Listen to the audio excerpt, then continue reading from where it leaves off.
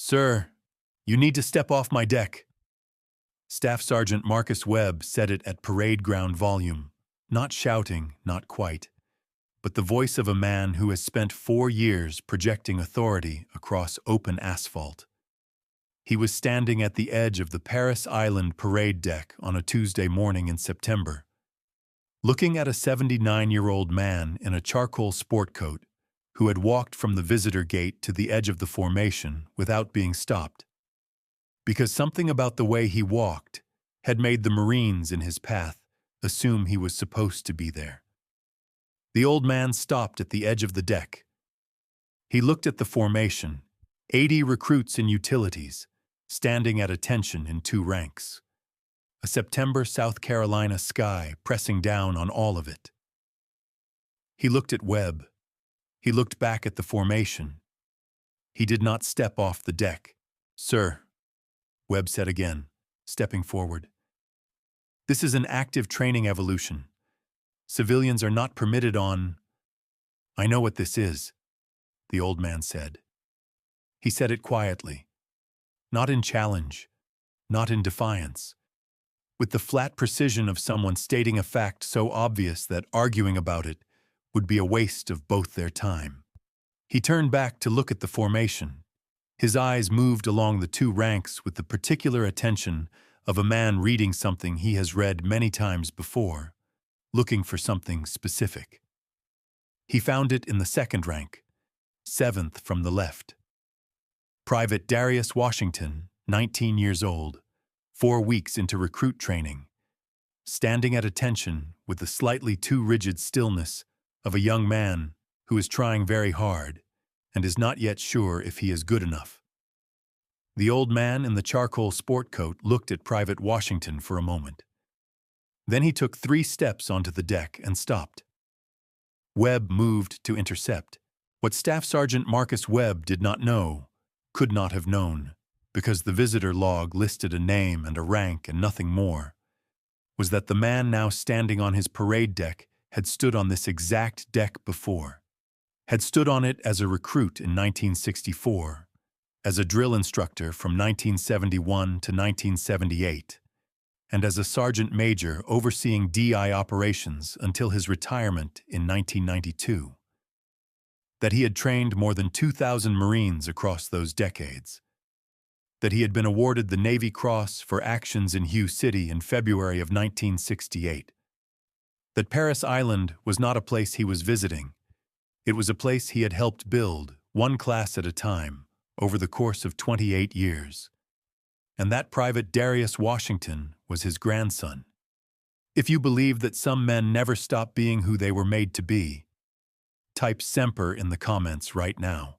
Because what Harold Pruitt did on that parade deck when a 28-year-old drill instructor told him to step aside is one of the clearest things I have ever had to explain. And the reason I have to explain it at all is that it cannot be seen from the outside. You have to know who is standing there. His full name was Harold James Pruitt.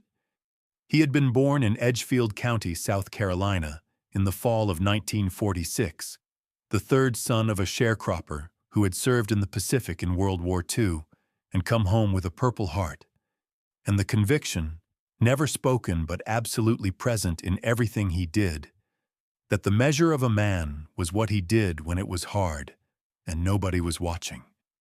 Harold had grown up with that conviction the way other children grew up with gravity. It was simply the condition under which everything else occurred. He had been a serious child, a quiet teenager, and a young man who had found, in the discipline and structure of the Marine Corps, the precise framework that matched what had always been inside him. He had enlisted at 17 with his mother's signature, shipped to Parris Island in the fall of 1964, and had arrived with the same bearing he would leave with 28 years later. The bearing of a man who understands that how you carry yourself is not a performance, but a standard.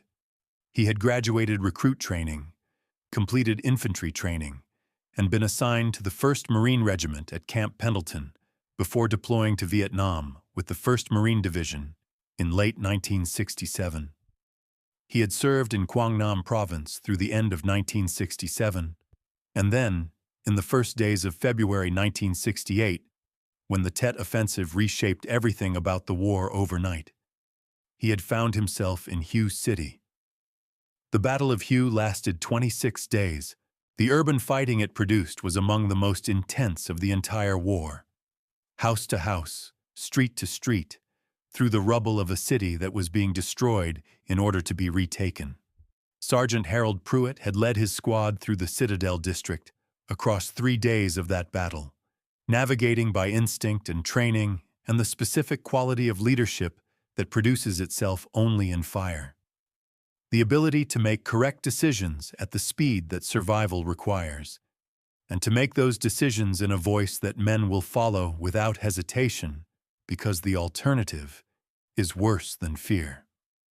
The Navy Cross citation, issued in May of 1968, described in 4 paragraphs what it had taken 3 days to accomplish: the breach of a fortified position, the extraction of 8 Marines from a collapsed structure under direct fire, the maintenance of unit cohesion under conditions that had broken other squads in the same area of operations. It used the word valor twice and the phrase "at great personal risk" once. Hal had read it once, put it in an envelope, and not read it since. He had returned to the United States in late 1968, attended drill instructor school in 1971, and served his first tour as a DI at Parris Island from 1971 to 1974.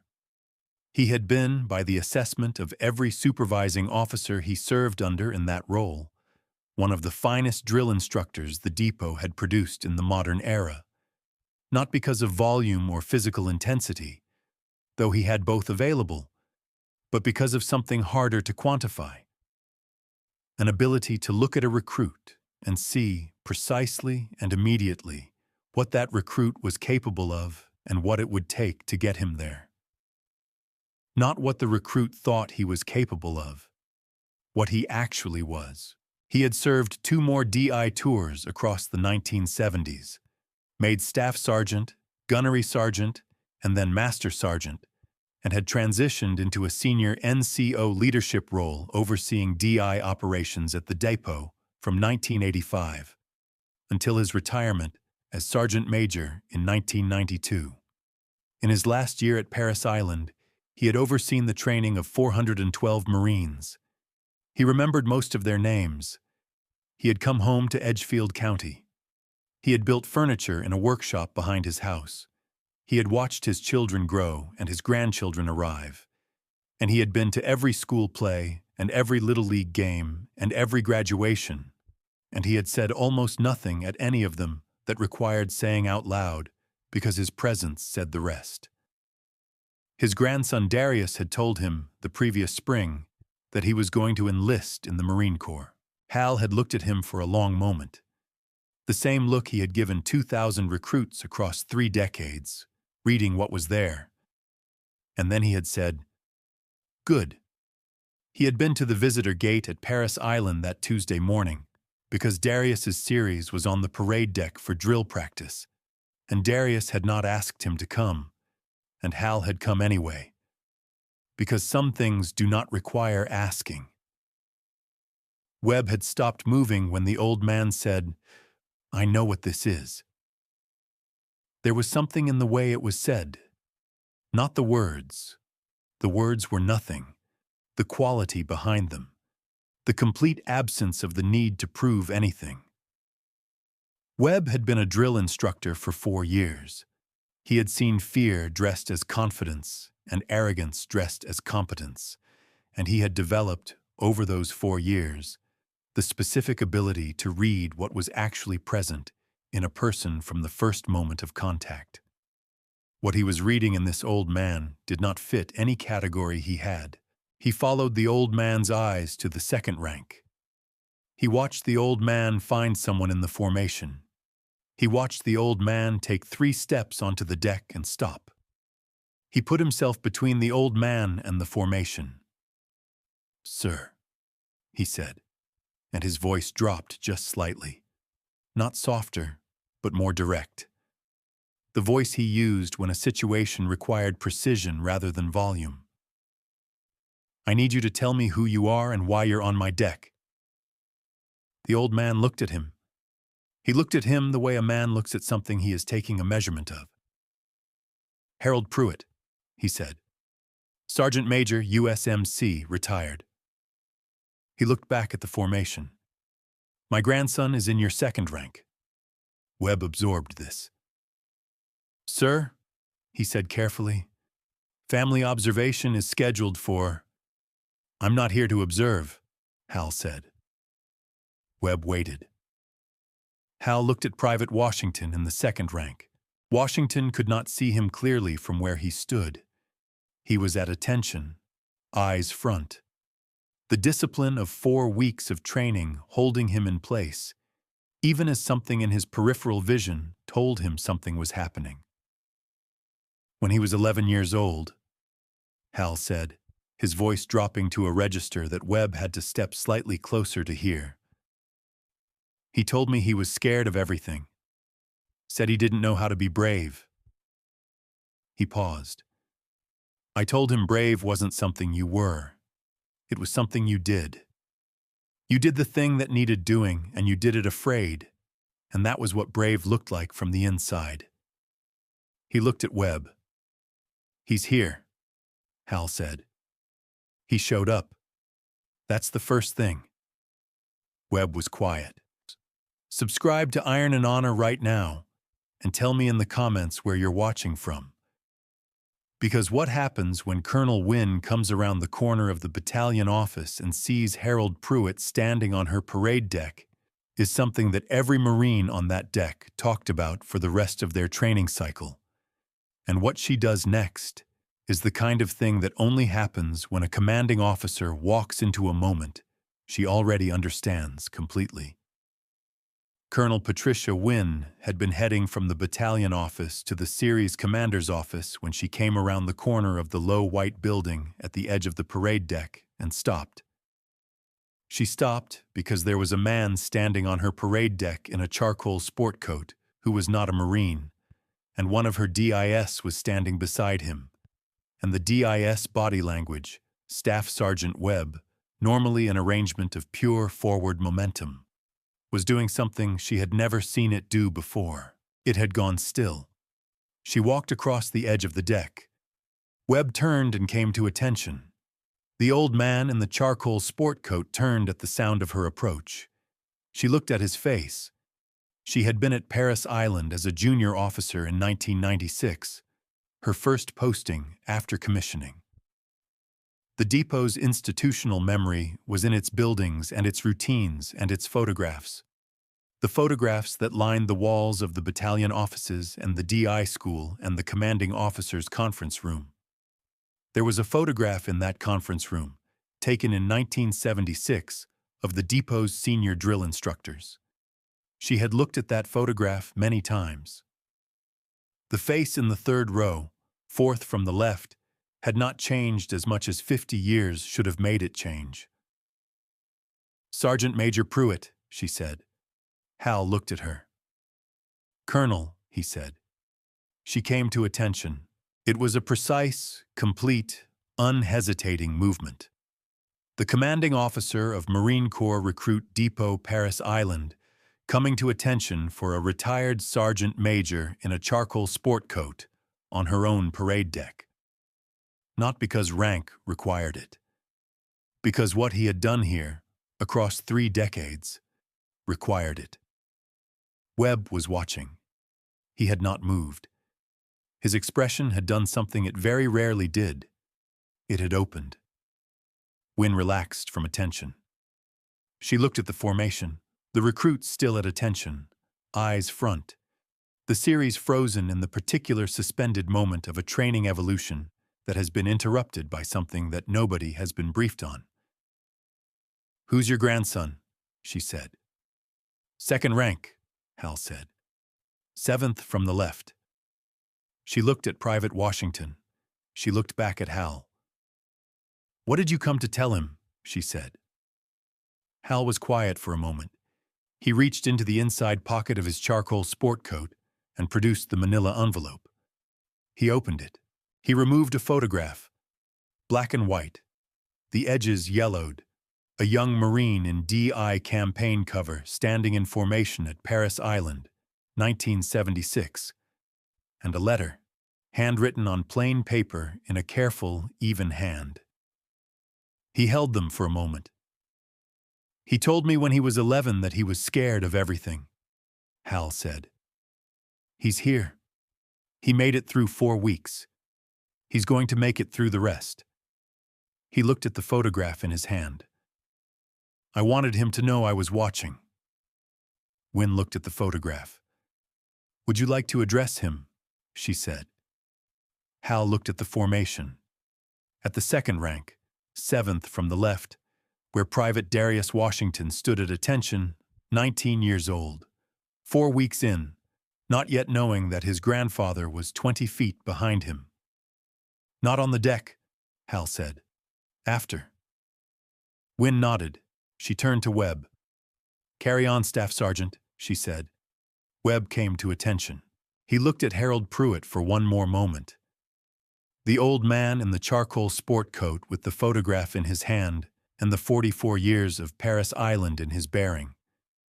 And then he turned back to his recruits. He called the deck back to work. But something had changed in his voice. Not the volume, not the precision. Something underneath both of those things, a quality that had not been there before this morning, that would be there from now on, that he would not be able to name for several weeks, until he wrote it in a letter to his own father. The understanding that every man he trained was someone's grandson, and that somewhere, in a charcoal sport coat, someone was watching. Hal waited by the edge of the deck until the drill session ended and the series was released for a water break. He stood at the boundary between the deck and the grass, the manila envelope in his hand, as the formation broke and the recruits moved toward the water stations. Private Washington turned and saw him. The 19-year-old stood still for a moment. Then he crossed to the edge of the deck at a pace that was not running. Recruits did not run during a water break, but was as fast as not running allowed. He stopped in front of the old man. "Grandpa," he said. His voice had changed in 4 weeks. Not deeper exactly, but more placed, more certain of itself. Hal looked at him for a long moment. He read him the way he had read 2,000 recruits, looking past the utilities and the cover and the new posture that Parris Island had already begun to install, looking at the person underneath all of that. What he saw was the 11-year-old who had said he was scared of everything, standing 4 weeks into the hardest thing he had ever done, still standing. He held out the envelope. "Your great-grandfather's letter," he said. "He wrote it when I shipped out for Vietnam.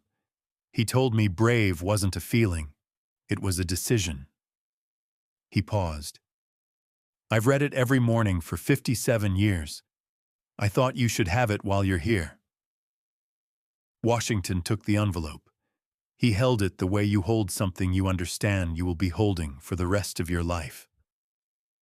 "You came all the way from Edgefield," he said. "Edgefield's 4 hours," Hal said. "You're my grandson." He looked at the young man in front of him for a moment longer. Then he reached out and put one hand briefly on Washington's shoulder. One broad hand, the class ring catching the September light, the wedding band worn smooth, and then he let go. "You're going to be fine," he said. "Get your water." He turned and walked back toward the visitor gate. He did not look back at the parade deck. He did not need to. He had seen what he came to see. Webb caught up to him at the edge of the parking lot. The DI had come off the deck, cover in hand, and he walked quickly to close the distance between them. Hal heard the footsteps and stopped and turned. Webb stood in front of him without the campaign cover on, which was the first time Hal had seen his face without it. He was younger than he looked on the deck. He always were. "Sergeant Major," Webb said. Hal waited. "I apologize for how I spoke to you on the deck." Hal looked at him. "You were doing your job," he said. "You saw a civilian on your deck and you addressed it. That's correct." "I didn't know who you were," Webb said. "You shouldn't have needed to," Hal said. "Your response was appropriate." He held Webb's look. "What matters is what you do with the next 40 recruits, not what you said to me." Webb absorbed this. "Can I ask you something?" he said. Hal waited. "The sergeant major served here as a DI?" "3 tours," Hal said. 71 to 78, with a break for another posting. Then senior NCO for DI operations, until I retired in '92. Webb looked at the parade deck. The recruits back in formation now, another DI working the front. "How many Marines did you train?" he said. Hal thought about it with the seriousness the question deserved. "I stopped counting after the first 1,000, he said. "The number isn't the point." He looked at the deck. "The point is whether the man you trained, when the moment comes that he cannot train for, does the right thing." He put his hand briefly on Webb's arm, the same brief contact he had given his grandson, the hand of a man who understands that some things are best said through touch and not through language. "Keep training them," he said. "The way you do it matters more than you know." He got in the Buick and drove home to Edgefield County. Colonel Wynn sent a message to the DI school office that afternoon. It was brief. She wanted Sergeant Major Harold Pruitt's photograph from the 1976 series photograph in the conference room, moved to the DI school hallway, where candidates could see it during their training. She included, in the message, a sentence she had not planned to include until she wrote it. "So they know who they're standing in the line of." The photograph was moved that week. Webb saw it on his way to class the following Thursday. He stopped in front of it. He looked at the young man in the campaign cover in the 3rd row, 4th from the left. The face that had not changed as much as 50 years should have made it change. He thought about the old man telling him the number wasn't the point. He thought about the hand on his arm. He thought about Private Washington taking an envelope that had been carried for 57 years. He went to class. He trained his recruits. He did it, for the first time, with the specific awareness that someone, somewhere, in a charcoal sport coat, might be watching. That awareness did not make him softer. It made him more precise. There is a difference, and it is the difference between a DI who performs and a DI who teaches. Harold Pruitt had been teaching it since 1971. There are men like Harold Pruitt who built institutions we walk through every day without knowing their names. They are in the photographs on the walls of buildings we pass without stopping. They are in Edgefield, South Carolina, building furniture in a workshop and driving 4 hours without being asked, because their grandson is 4 weeks in and standing at attention and doing the thing afraid, which is what brave looks like from the inside. Subscribe to Iron and Honor for the men who built the standard that others are measured against. Hit the bell. Don't miss the next one. The drill instructor told him to step aside. He didn't move until he was ready. He was ready when he saw his grandson standing in the 2nd rank, still standing, 4 weeks in. That was all he came to see.